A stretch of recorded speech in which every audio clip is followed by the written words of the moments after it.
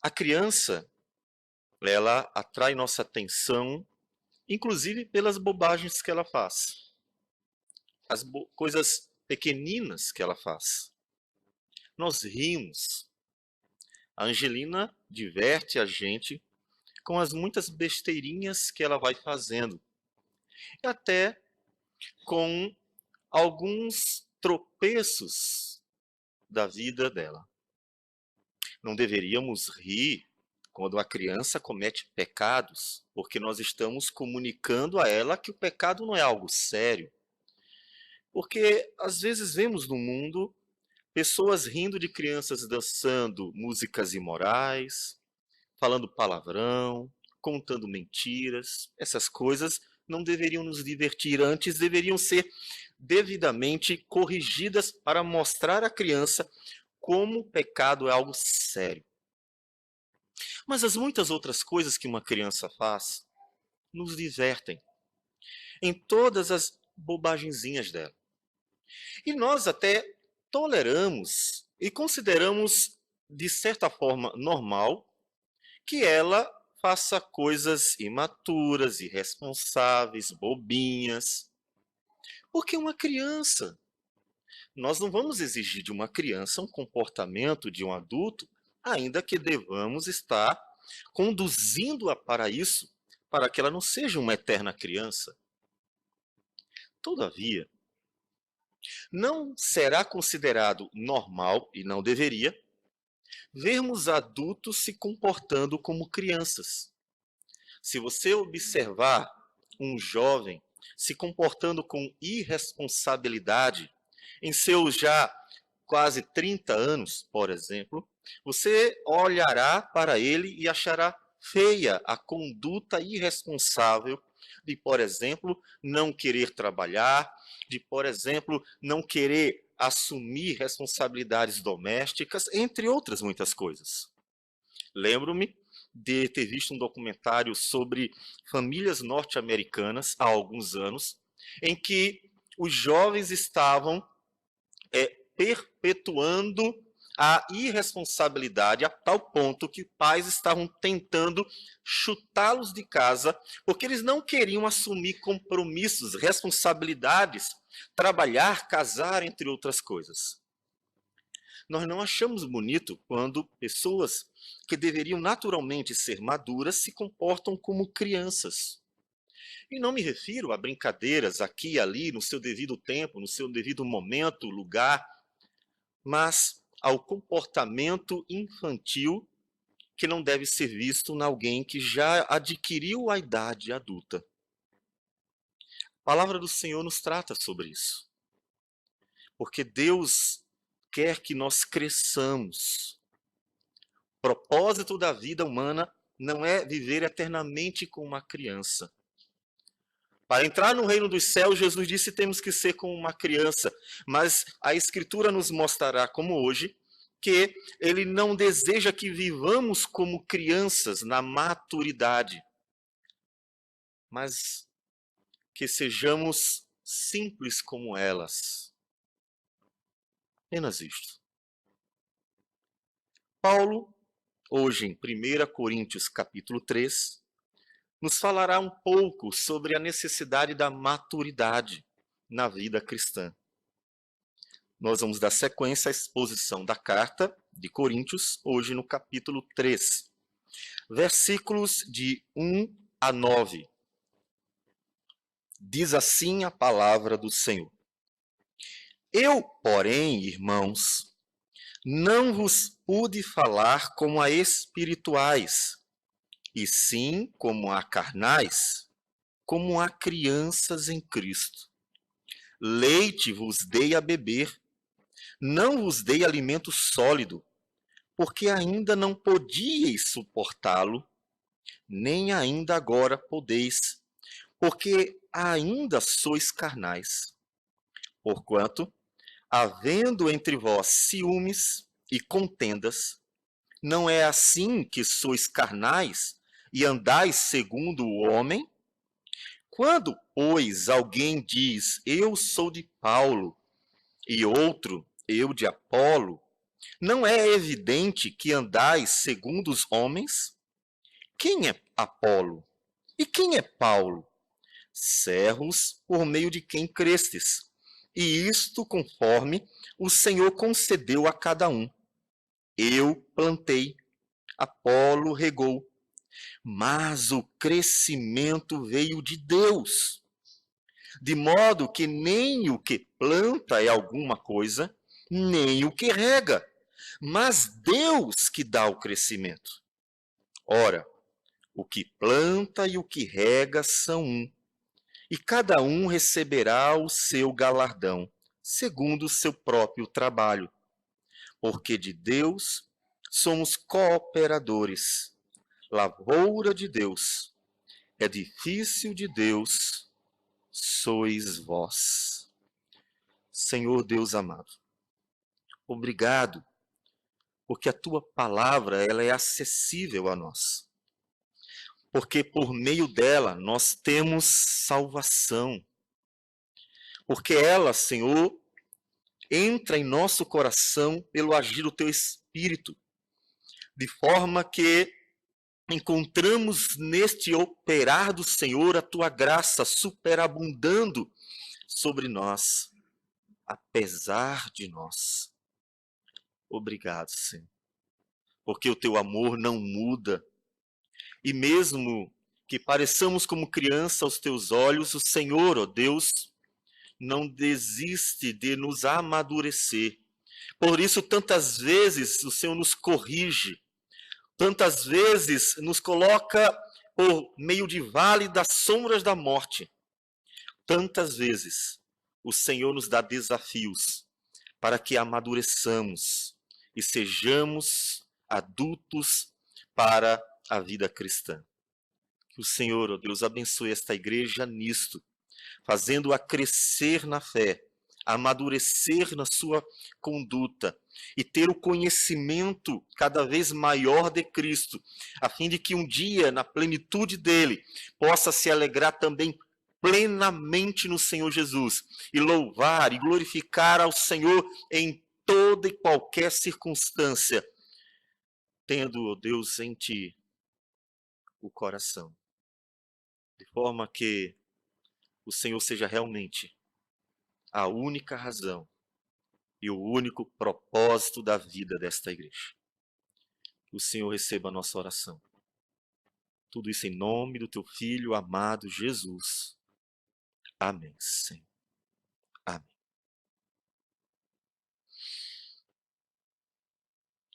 Paulo está escrevendo para uma igreja que, marcada por diversos problemas, demonstra uma infantilidade espiritual mesmo. É interessante que ele diz que o que ele escreve é algo muito básico. É algo simples. Ele diz, olha, eu estou dando leite. Portanto, o conteúdo da carta é um conteúdo muito claro e simples aos olhos do apóstolo Paulo e deveria ser diante da igreja. Isso já nos chama a atenção, porque não deveríamos considerar uma carta difícil de interpretação, tendo em vista que o próprio apóstolo Paulo diz que está escrevendo para crianças e não para adultos. Está escrevendo para pessoas que são crianças em Cristo. Ele começa essa porção dizendo que estava escrevendo não para pessoas espirituais, e sim para pessoas que eram como carnais, crianças em Cristo. Isso não é diferente do que estava acontecendo ou já tinha sido dito nos versículos anteriores. Porque desde o início ele mostrou que um dos principais problemas da igreja eram as divisões no meio dela. Então ele está dando sequência à mesma questão. E ele diz que esse tipo de comportamento demonstra que eles não eram espirituais, e sim carnais, ou como crianças em Cristo. Há algumas interpretações sobre isso, E era importante que a gente mostrasse a simplicidade do que ele quer dizer. Paulo não está criando 3 grupos de pessoas. Não cristãos, cristãos e o do meio, cristãos carnais. Não. Isso não existe. A Escritura inteira sempre trabalha com 2 grupos de pessoas. Povo de Deus, não povo de Deus. Cristão, não cristão. Trigo, joio. Não há uma terceira opção. Não encontramos uma terceira opção nem no Antigo Testamento, nem no Novo Testamento. Sempre 2 grupos, de tal forma que lá em Mateus capítulo 25, nós encontramos o Senhor Jesus dividindo os homens em apenas 2 grupos. Diz o versículo 31 de Mateus 25: quando vier o Filho do Homem na sua majestade e todos os anjos com ele, então se assentará no trono da sua glória, e todas as nações serão reunidas em sua presença, e ele separará uns dos outros, como o pastor separa dos cabritos as ovelhas, e porá as ovelhas à sua direita, mas os cabritos à esquerda. Não há um terceiro lugar, uma terceira coluna. Simplesmente há ou não há povo de Deus. É ou não é um cristão? Você é? No dia que o Senhor Jesus vier, voltar, serão colocados todos diante dele e separados de forma precisa, objetiva. Ou é ou não é. Você é um verdadeiro cristão? Não existe um meio termo. Ninguém, ele é e não é ao mesmo tempo. Naquele dia será deixado bem claro quem era e quem não era. Quem era um verdadeiro cristão e quem não era um verdadeiro cristão. Judas, um personagem que nos ajuda a entender, inclusive, várias passagens da Escritura que se referem a pessoas que parecem, mas não são cristãos. Ele estava no meio dos discípulos. Ele estava. Judas fez milagres, que a Escritura diz que eles iam de 2 em 2, iam fazendo milagres.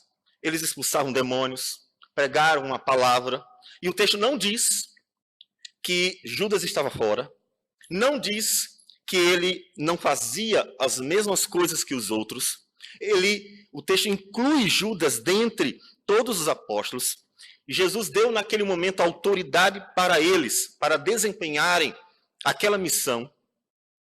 E ele participou de tudo. Ele fez tudo aquilo que os demais fizeram.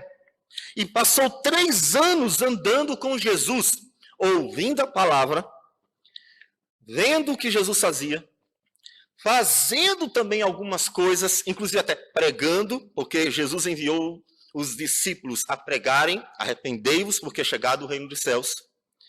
Mas no momento final, foi revelado que ele, na verdade, não era quem parecia.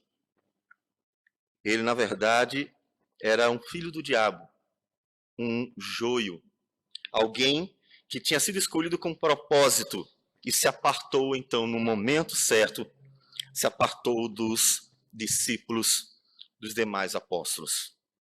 No último dia será mostrado. Você é um cristão? Você deveria se preocupar hoje sobre isso. Você deveria se preocupar hoje se você é um verdadeiro cristão ou não. Se você está se acostumando a uma vida religiosa agradável, talvez porque a vida da igreja seja gostosa. É bom ter irmãos, amigos. É bom ter pessoas que nos tratam deste jeito. É bom ouvir boas palavras no momento que eu estou doente, precisando de ajuda, com algum problema. É bom ter um grupo de pessoas acolhedoras. É isso que a igreja faz. com aqueles que adentram ao seu meio, e esse ambiente é muito gostoso, é muito bom. Mas, se você apenas estiver acomodado a este ambiente, poderá estar escondendo a verdade de que o seu coração não compreendeu ainda o que significa verdadeiramente crer no Senhor Jesus. Por isso, nunca a igreja deverá deixar de pregar toda a verdade, para que no momento em que chegar a oportunidade de dizer a você que você precisa se converter de verdade, segundo a Escritura, caso não, estará tão perdido quanto qualquer pessoa deste mundo que está lá fora, hoje, vivendo momentos horríveis diante do Senhor, sem se dar conta que um dia prestará contas a Deus por tudo que está fazendo. Não é o lugar que salvará você. Aqui dentro, lá fora ou em outro lugar qualquer, mas a pessoa de Cristo Jesus. Não há mais de dois grupos. Apenas o é ou não é cristão. Paulo trata assim. Mas o que ele quer dizer então com aqueles cristãos que ele chama de carnais? O que seria esse carnal? O finalzinho do versículo nos explica. É ser como uma criança em Cristo. É o comportamento imaturo. O comportamento próprio de alguém que está vivendo, como nós veremos, como os homens naturalmente vivem. Lá em Hebreus, capítulo de número 5, há uma palavra semelhante. Também os destinatários de Hebreus precisavam amadurecer mais a vida cristã. E o autor de Hebreus nos fala sobre isso. No versículo 11 de Hebreus 5, ele nos diz: a esse respeito, temos muitas coisas que dizer e difíceis de explicar, porquanto vos tendes tornado tardios em ouvir. Pois, com efeito, quando devíeis ser mestres, atendendo ao tempo decorrido, tendes novamente necessidade de alguém que vos ensine de novo quais os princípios elementares dos oráculos de Deus. Assim, vos tornastes como necessitados de leite e não de alimento sólido. Ora, todo aquele que se alimenta de leite é inexperiente na palavra da justiça, porque é criança. Mas o alimento sólido para os adultos, para aqueles que, pela prática, têm as suas faculdades exercitadas para discernir não somente o bem, como também o mal. Percebem que os dois textos podem ser colocados em paralelo? Ambos estão se dirigindo para um grupo de pessoas que demonstra imaturidade na sua vida cristã, agindo, como Paulo diz, como crianças em Cristo.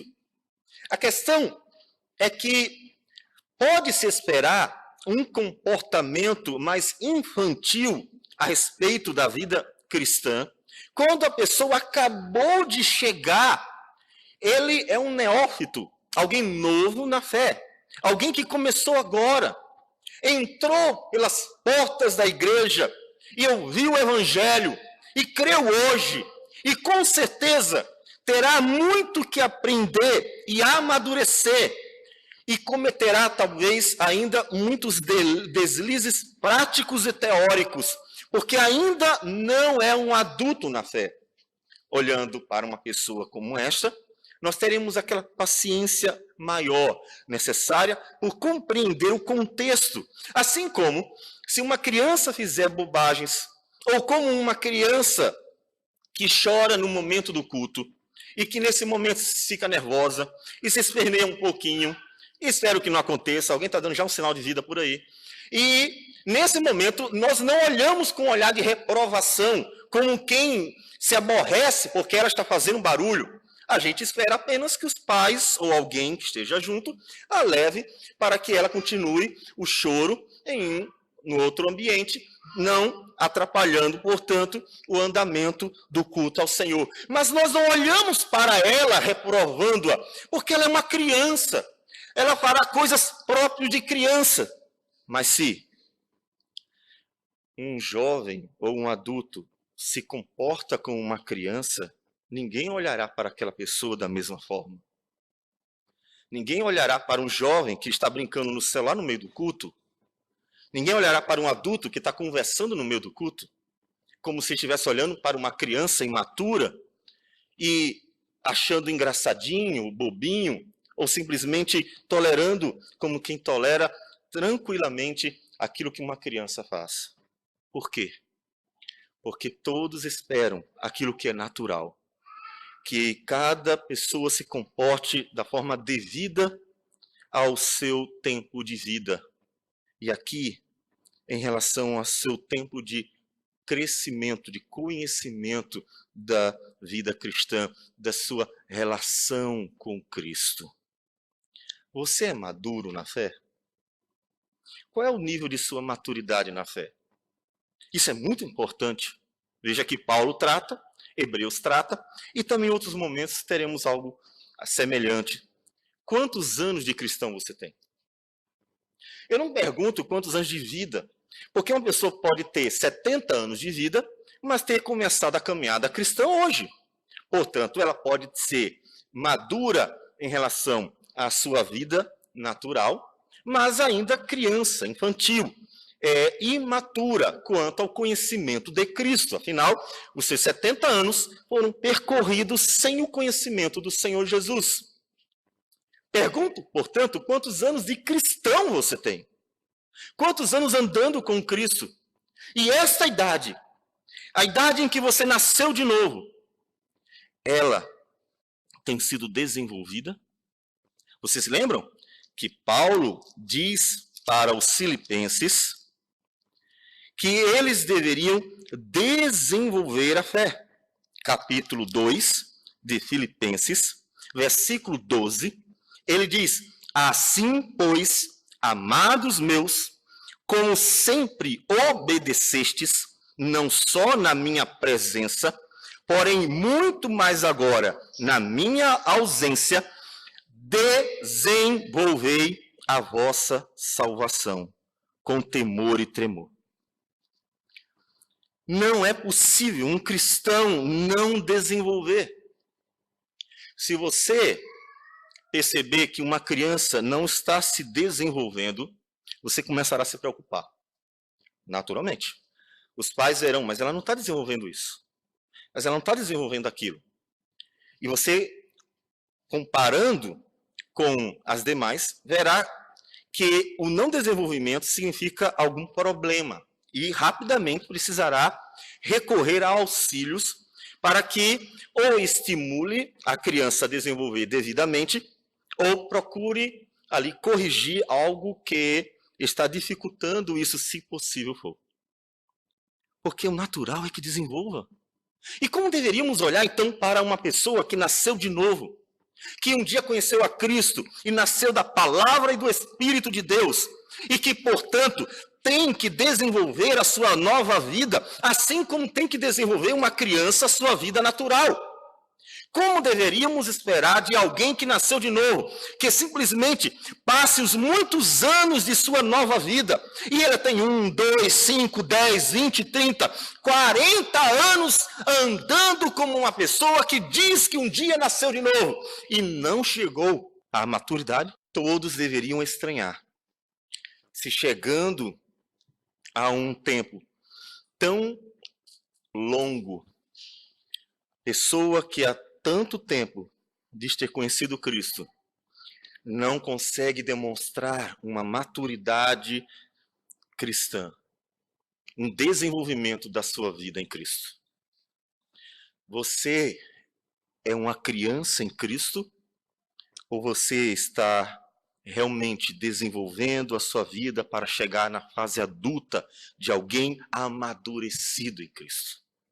Amadurecido no seu comportamento e amadurecido no seu conhecimento. Essas duas coisas precisam andar juntas. As duas coisas. Paulo vai mostrar exatamente as duas.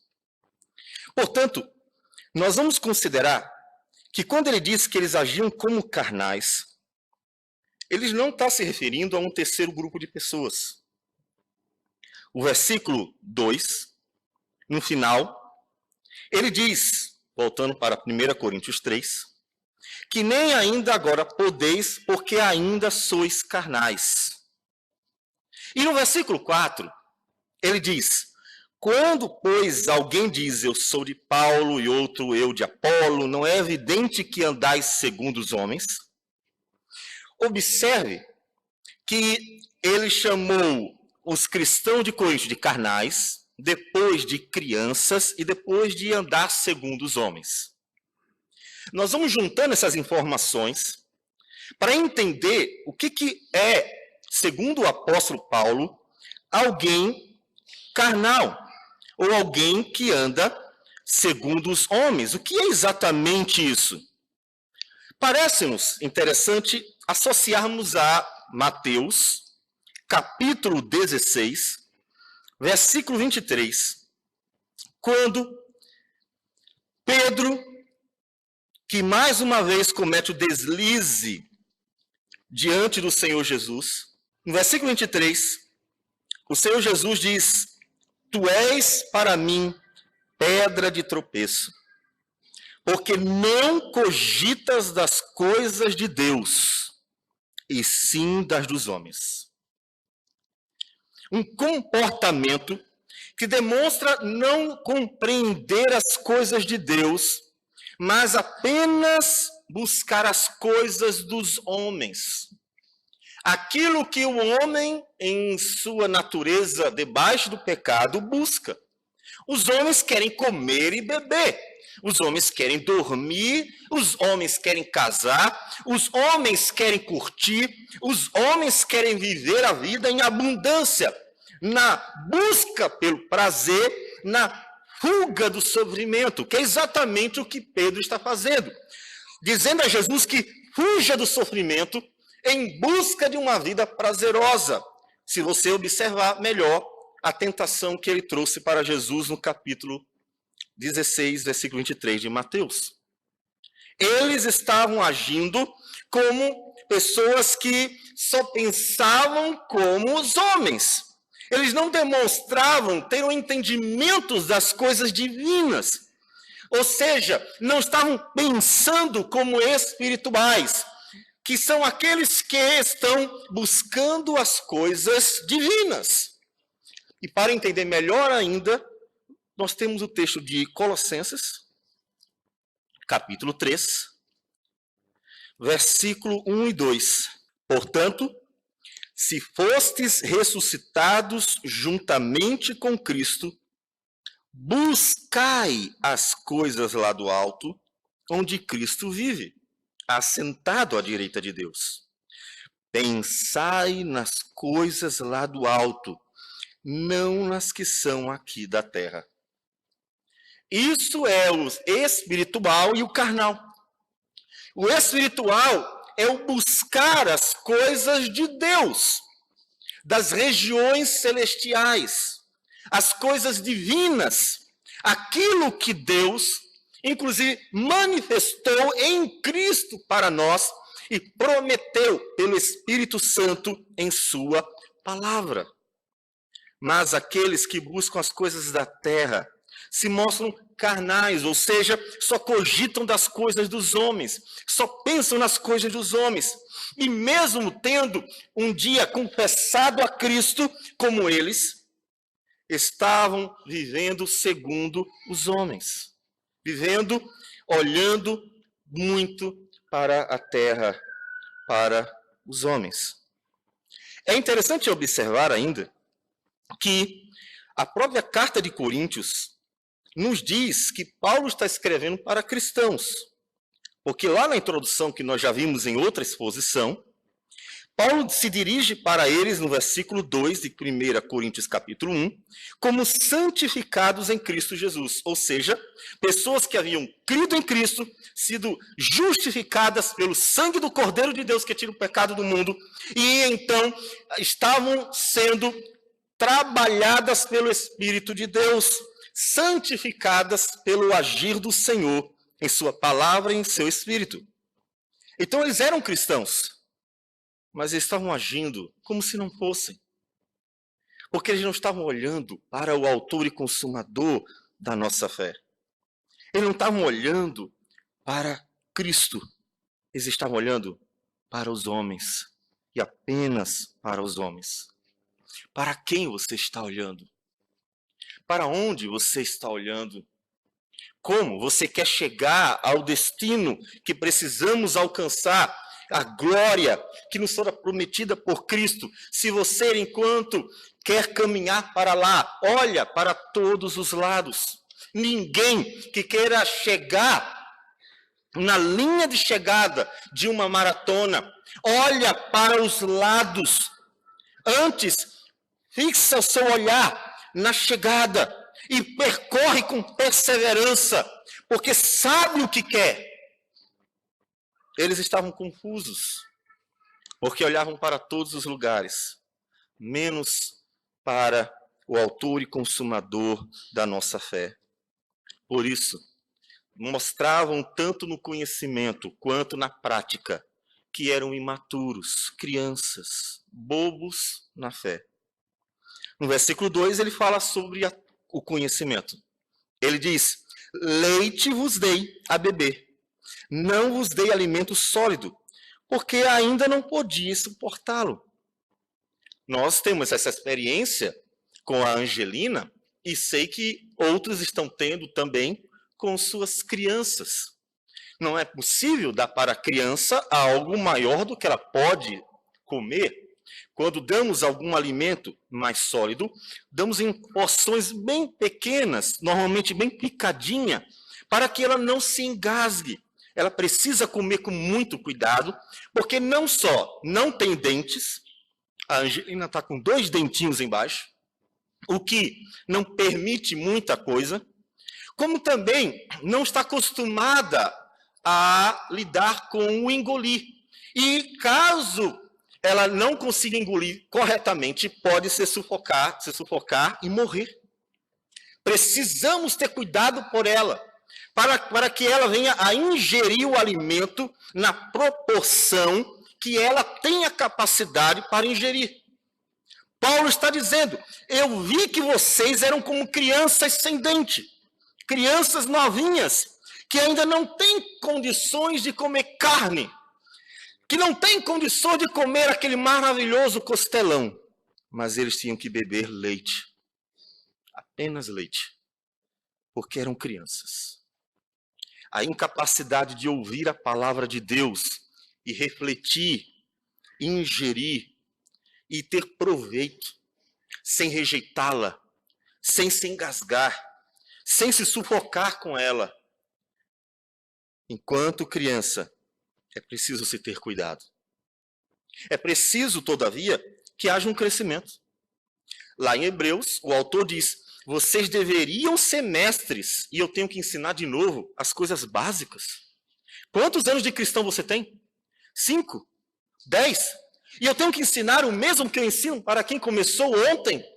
E eu tenho que ensinar as coisas básicas que já deveriam ter sido aprendidas até pelo tempo decorrido, de forma que a própria leitura da palavra do Senhor já deveria ter transformado você em alguém maduro. Isso não é conveniente. É como olhar para um jovem irresponsável que não se comporta como alguém que alcançou aquela idade. A infância na fé não é algo desejável, não é algo bonito para ninguém. É preciso crescer.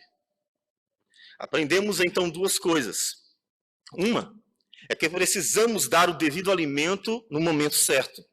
E se você está ensinando alguém a palavra do Senhor, não se esqueça. Não vá se encantando, como em geral os presbiterianos o fazem, querendo ensinar doutrinas como predestinação.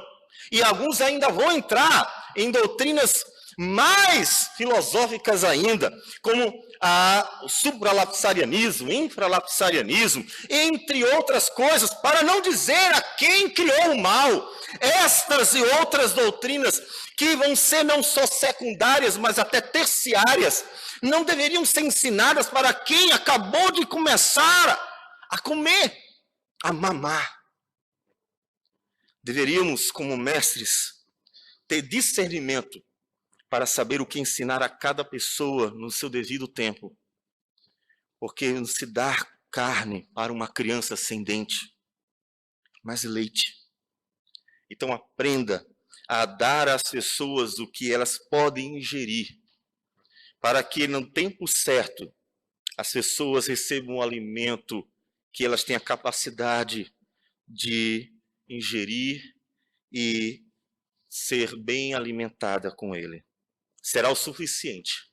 Talvez você diga, mas só isso, eu preciso dar mais, eu quero ensinar tudo de uma vez só. A criança bebe leite 6 meses, 1 ano, e é suficiente. O alimento certo para cada faixa etária sempre será suficiente. Deus fez isso. Nós encontramos na Escritura uma característica muito interessante e didática para nós. Deus não revelou tudo em Gênesis. Deus foi revelando sua vontade boa, perfeita e agradável aos poucos. E no decurso dos anos, Deus foi ensinando a cada geração mais um pouco da sua palavra, de tal forma que tanto aquilo que era ensinado em cada momento era suficiente para cada geração ter fé no Senhor e andar com o Senhor e ser salva pelo Senhor, quanto eles iam progredindo uma geração após a outra, porque Deus ia alimentando com um alimento mais sólido a cada nova geração. Devemos ensinar a palavra de forma que elas venham a ser aquilo que cada pessoa no seu devido nível venha a receber, o que pode ingerir. Mas também devemos entender que não podemos nos acomodar a uma infância como se ela devesse ser eterna. No momento em que você acha que deve ser tratado como criança todos os anos, você está negligenciando a sua vida cristã. Você está desprezando que o propósito de Deus não é uma eterna infância, mas um desenvolvimento da vida para que você chegue à maturidade de Cristo. Ele que é o varão perfeito. Ele que é a plenitude da varonilidade. O nosso propósito é ser como Ele. 2 Coríntios, capítulo 3, versículo 18, o apóstolo Paulo nos diz: e todos nós, com o rosto desvendado, contemplando como por espelho a glória do Senhor, somos transformados. E algo que vai acontecendo paulatinamente, de glória em glória, na sua própria imagem, como pelo Senhor o Espírito. Deus não quer que os seus filhos sejam crianças para sempre, assim como nenhum pai quer um filho que, apesar da idade ir avançando, não deixa de se comportar como uma criança. Jovens que vivem como crianças, eles estão deficientes. Jovens que não querem chegar à fase adulta, que querem eternamente ser meninos, eles estão deficientes. Porque o propósito de Deus para todo ser humano é que ele chegue à maturidade. Por isso, algo que tem sido comum em nossos dias é muito, muito, muito triste. A velhice, os cabelinhos brancos em nossos dias não é mais sinônimo de sabedoria, de maturidade, de bom senso, de alguém que sabe ensinar com a própria vida. Eu lembro-me de ter ouvido isso de um pastor bem idoso, numa brincadeira. Ele diz: bom de ser velho é que as pessoas sempre concordam com você. Elas não ligam muito para o que você diz. Se você diz alguma coisa boa, elas dizem, olha, que sabedoria, é a idade. Se você diz alguma besteira, diz, liga não, está caducando. Isso é triste. Porque na Escritura, nós encontramos que a velhice, ele é o auge da vida humana. É o momento em que o homem alcançou a maturidade maior. E então é reconhecido por todos como alguém sábio, como um homem maduro. Assim foram os homens que alcançaram esta idade. Foram os homens que, na Escritura, chegaram à velhice como homens de Deus, sábios, prontos para dar conselhos a todos. Homens que carregavam nas suas costas o nome de todo o seu clã, sua família, e eram respeitados como líderes naturais. O nome presbítero, que hoje usamos como um ofício para representar o colegiado de pastores que pastoreia a igreja do Senhor, a palavra presbítero é exatamente ancião em grego. Ela se tornou o ofício porque os anciãos dos clãs, dos povos, das tribos, das nações, eles eram os líderes de seu povo. Eram eles que eram respeitados, que eram ouvidos, eram eles que julgavam as causas. A idade representava a maturidade, e na nossa geração, a criança não respeita o velho, o adolescente não respeita o idoso, o jovem não liga para o que o mais velho tem a dizer, porque a idade avançada se tornou um sinônimo de alguém sem valor. Isso é terrível. Como disse Isaías, crianças estão à testa do nosso governo. Por quê?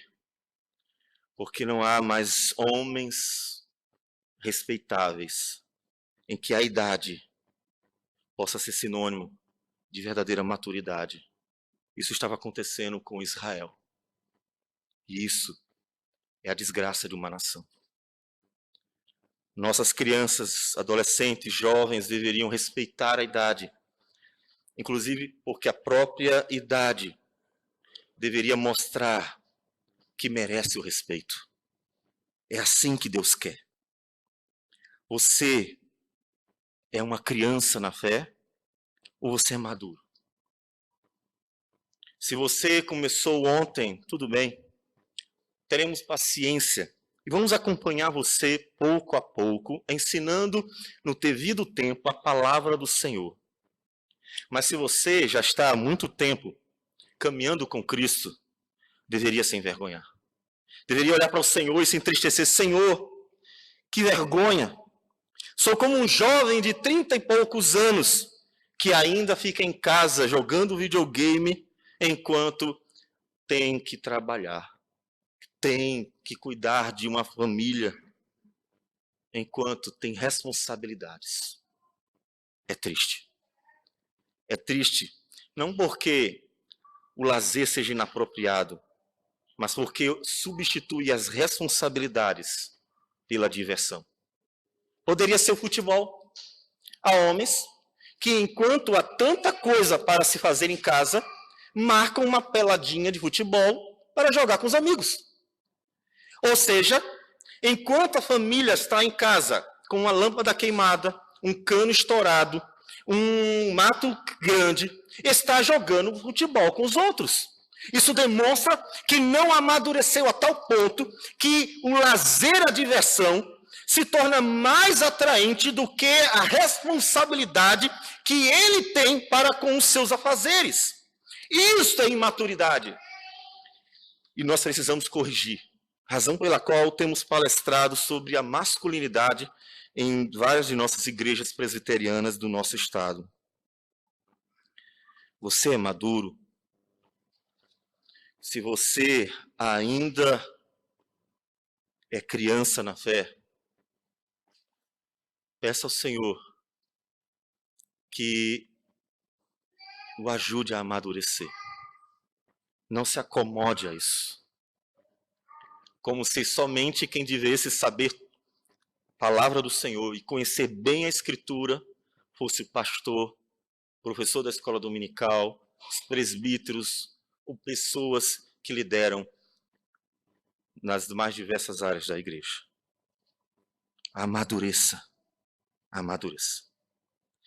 Mas a maturidade cristã não é só no conhecimento. A maturidade do conhecimento naturalmente deve gerar uma maturidade na prática. Alguém que aprendeu a cozinhar na teoria desenvolve isso na prática.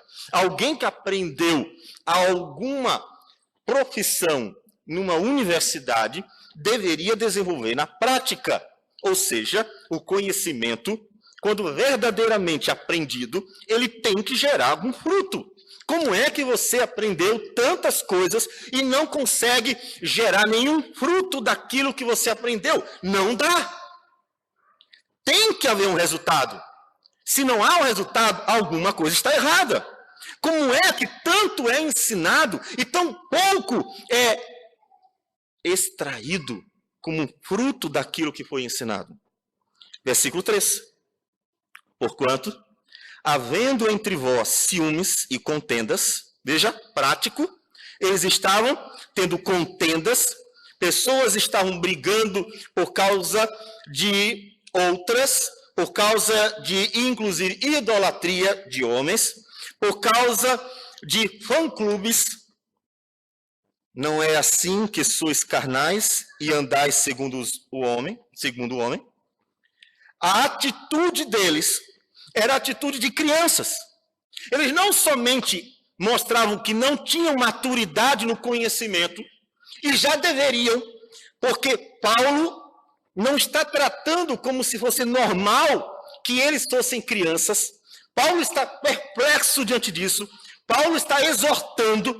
Paulo está olhando para uma igreja que já deveria ter amadurecido.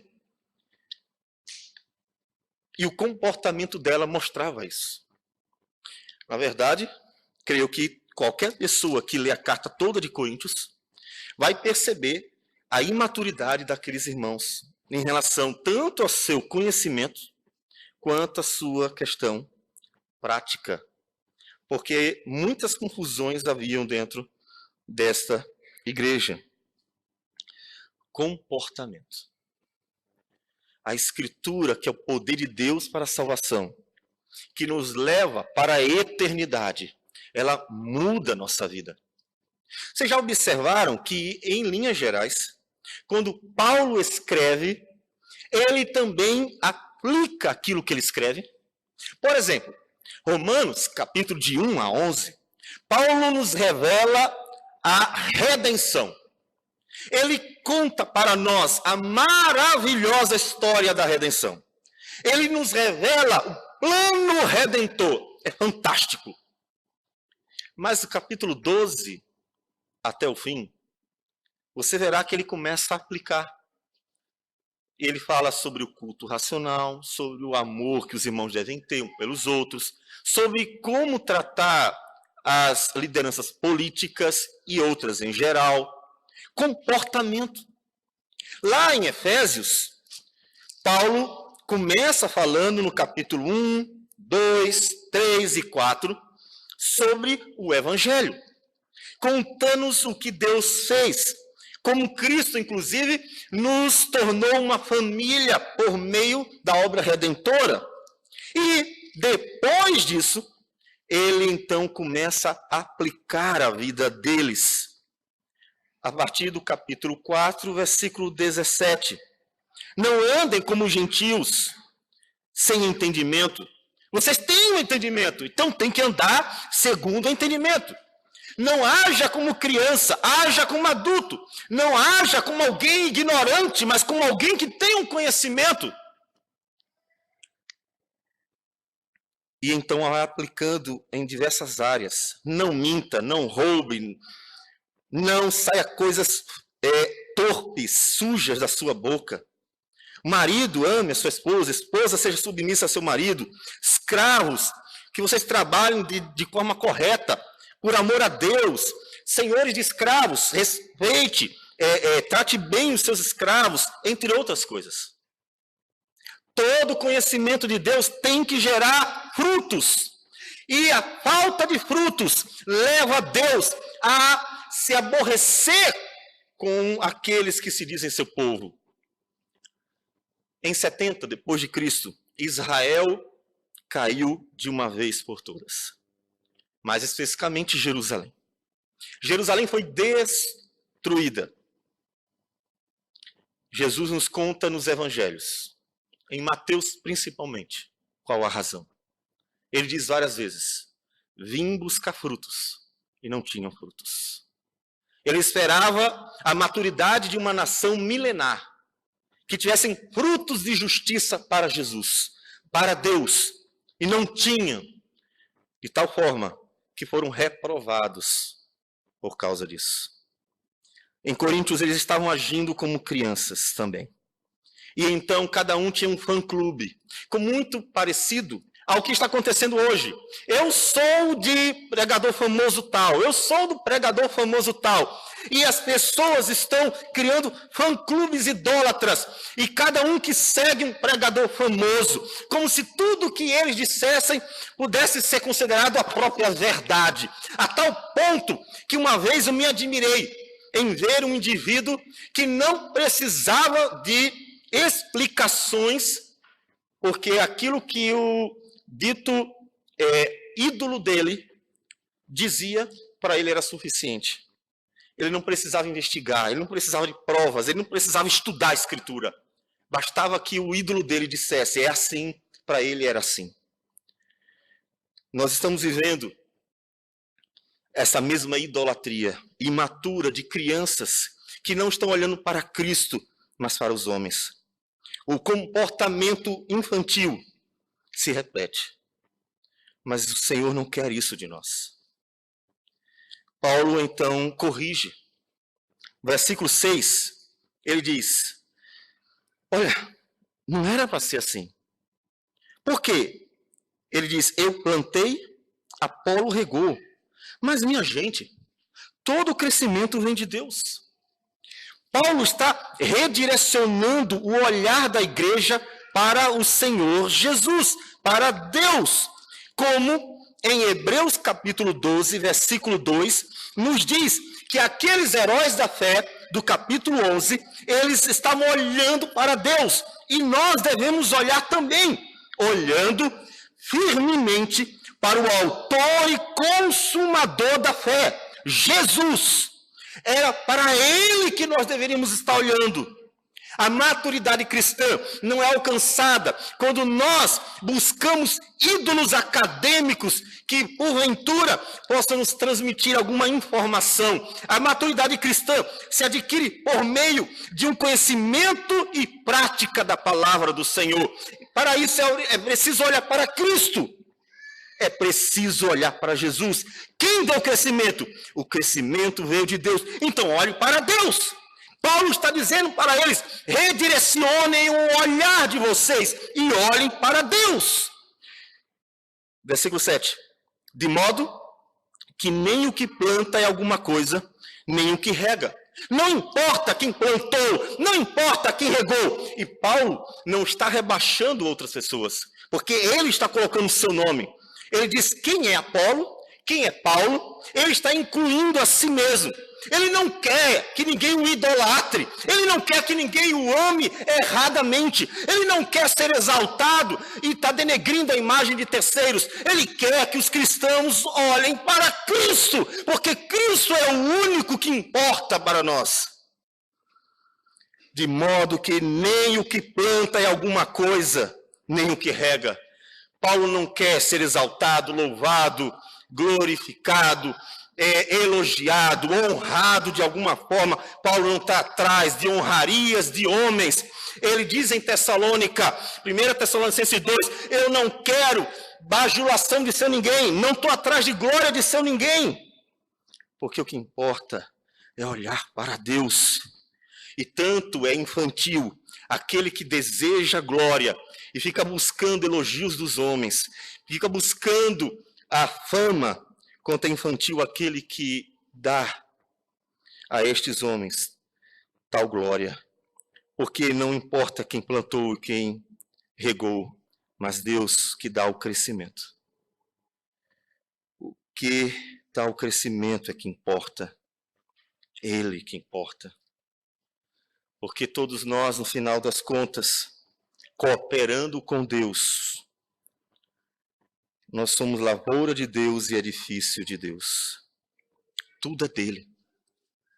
Quem trabalha está cooperando com ele, mas a obra é dele. Quem está sendo trabalhado é lavoura e edifício de Deus, e todos pertencem a Deus. De tal forma que podemos repetir as palavras do apóstolo Paulo, quando termina de expor a história redentora. Ele diz, porque dele, por meio dele e para ele são todas as coisas. A ele, pois, a glória eternamente. Amém. Só a ele. Então olha para Cristo. A imaturidade cristã aparece rapidamente quando os homens desviam seus olhos, que deveriam estar fitos no Senhor Jesus. Quer querendo alguma coisa, ou quer dando alguma coisa indevida aos homens. E quando deixam de olhar para Cristo, eles se tornam imaturos. Então, meus amados, Deus não quer crianças na fé. Com certeza Deus ama as criancinhas, mas Deus não quer que elas sejam para sempre crianças. Com certeza Deus se alegra com aqueles que adentram ao povo de Deus e se tornam crianças na fé, naturalmente, acabaram de começar. Mas Deus não quer que sejam para sempre crianças.